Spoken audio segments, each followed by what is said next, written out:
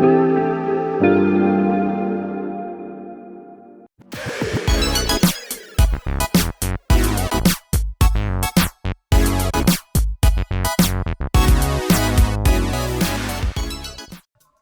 teman-teman, kembali lagi di JTech ID, channel kesayangan kalian dan channel yang memiliki subscriber paling cerdas sedunia gitu ya.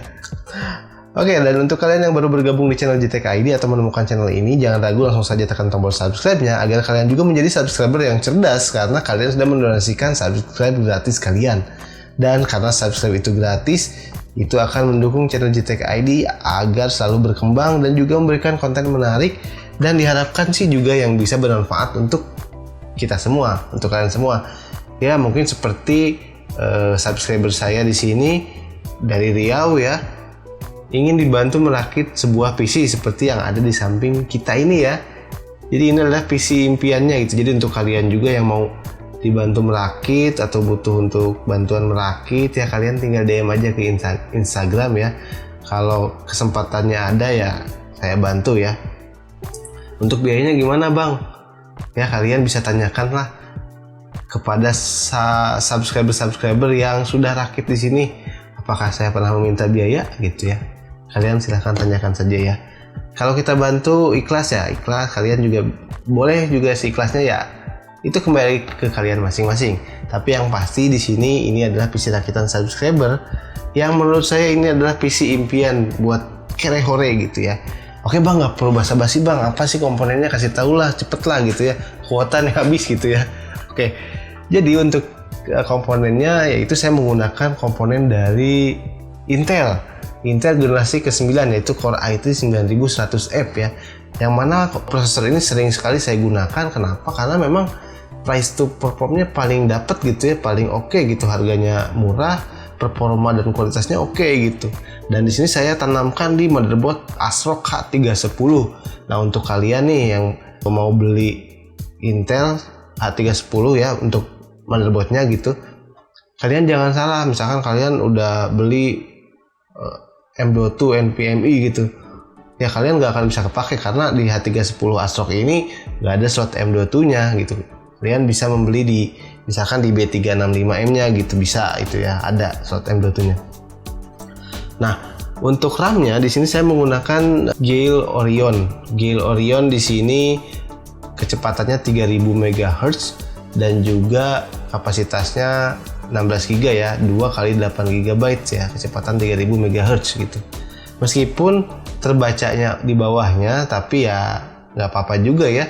Meskipun Intel belum bisa, Core i3 belum bisa membaca sampai 3000 MHz, barangkali kedepannya misalkan mau ganti platform menjadi AMD gitu ya, mungkin RAM-nya masih bisa terpakai karena memiliki kecepatan 3000 MHz ya. Dan untuk CPU coolernya di sini gagah ya. Di sini saya menggunakan dari aftermarket dari merek Iris ya, dimana di sini sudah RGB party gitu ya, nyala semua gitu ya, RGB semua. Ya ini cukup bagus ya untuk RGB-nya gitu ya. Kalau dari segi pendinginan sih saya belum mengetes secara detail gitu ya, tetapi secara umum pastinya sudah sangat lebih dingin dari stok cooling bawaannya gitu ya, jadi nggak usah ragu. Meskipun ini harganya terbilang sangat murah, tapi performanya pasti di atas stok cooling gitu. Dan untuk PGA cardnya saya menggunakan PGA card yang sangat powerful, yaitu dari GTX 1060 6GB. Keren ya, dari Colorful Igame apa iGame gitu bacanya nih, terserah lah, bisa baca Igame atau iGame gitu ya, yang penting tulisannya Igame gitu ya. Ini menurut saya sudah cukup oke, memiliki backplate, jadi kesannya udah mantep banget gitu ya. Nah, dan juga di sini memiliki one click OC atau apa gitu ya, jadi kalian bisa menekan boost clocknya dan nanti akan berubah gitu, bisa dipencet di belakang.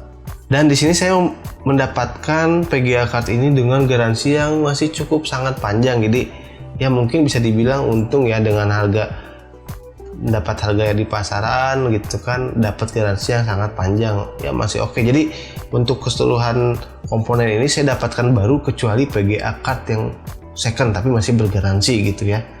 Dan untuk penyimpanan saya menggunakan dua tipe penyimpanan, yang mana saya gunakan satu SSD dari Midas Force 120 GB dan juga dua harddisk dari Seagate Barakuda yang masing-masing berkapasitas 500 GB. Jadi totalnya jadi 1 tera gitu ya. Itu menurut saya sudah cukuplah digunakan untuk penggunaan di 2020 ini gitu. Tapi kalau kalian kurang ya silahkan kalian sesuaikan dengan budget kalian masing-masing. Nah, untuk power supply-nya di sini power supply saya menggunakan Aerocool Lux 550 watt RGB, yang mana RGB-nya juga modenya bisa dirubah-rubah ya. Cukup oke ya di sini.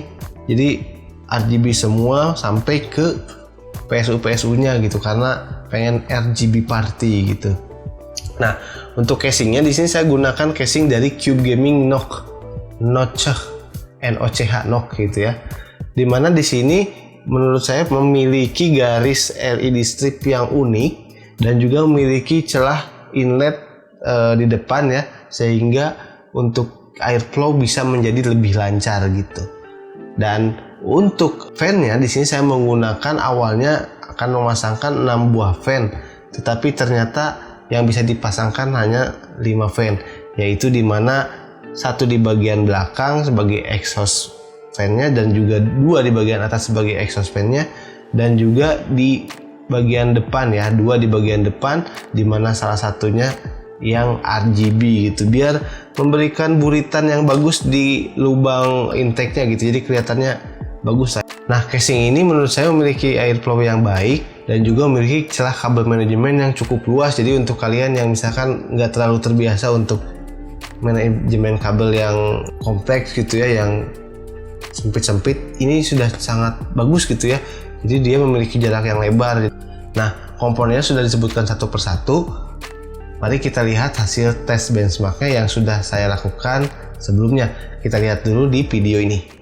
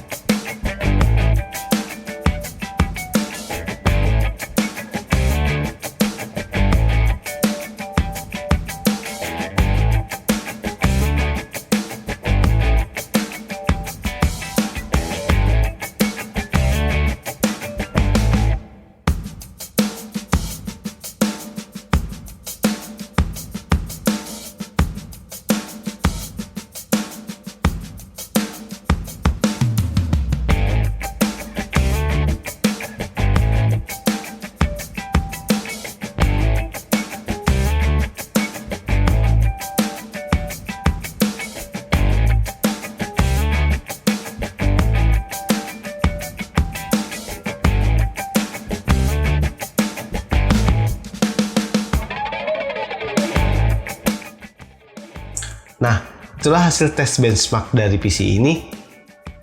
Ini sangat-sangatlah powerful menurut saya ya.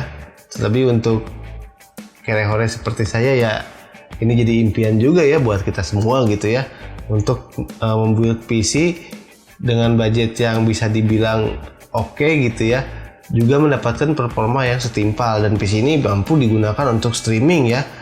VGA-nya sudah mumpuni gitu ya, prosesornya sudah cukup, dan juga RAM-nya sudah 16 GB gitu. Ini udah cukup untuk menjalankan streaming di game-game zaman sekarang gitu ya, di 2020 ini gitu. Kalian mau streaming apa ya masih bisa lah digunakan untuk streaming gitu. Dan untuk konsumsi listriknya bisa kalian lihat untuk saat idle dan juga saat full load game gitu ya. Menurut saya ini cukup terbayarkan dengan performa yang dihasilkan gitu. Cukup oke gitu. Jadi kalian bisa menimbang juga kira-kira ini cocok nggak untuk PC di rumah kalian gitu ya. Cocok gak sih ini untuk bayar listrik kita gitu nanti gitu. Ya kalian bisa timbang-timbang sendiri lah. Kira-kira penggunaan listriknya seperti ini. Nah, yang terakhir di sini adalah harga. Harga dari keseluruhan komponen ini berapa sih? Nah, kita lihat dulu rincian harganya. Nah, bagaimana menurut kalian dari rincian harganya? Menurut saya sih dari harga yang ditawarkan dengan performa yang didapat, menurut saya sangat oke banget ya. Ini menurut saya sangat worth it juga untuk di 2020 ini, dan pasti umurnya ini masih cukup panjang ke depannya ya. Untuk game, untuk editing, misalkan editing konten kreator ya, ini masih sangat sanggup ya untuk kalian. Jadi bagaimana menurut kalian? Silahkan tuliskan di kolom komentar kalian, dan jika ada masukan juga silahkan tinggalkan pesan di kolom komentar. Jangan ragu untuk berkomentar, dan juga silahkan like video ini jika kalian suka dengan video ini, dan jangan lupa share video ini ke teman-teman kalian. Subscribe juga channel JTech ID karena subscribe itu gratis dan mendukung channel JTech ID. Oke, itu saja dari saya. Mohon maaf jika ada salah kata, dan sampai ketemu di lain kesempatan, dan salam JTech ID. Bye bye.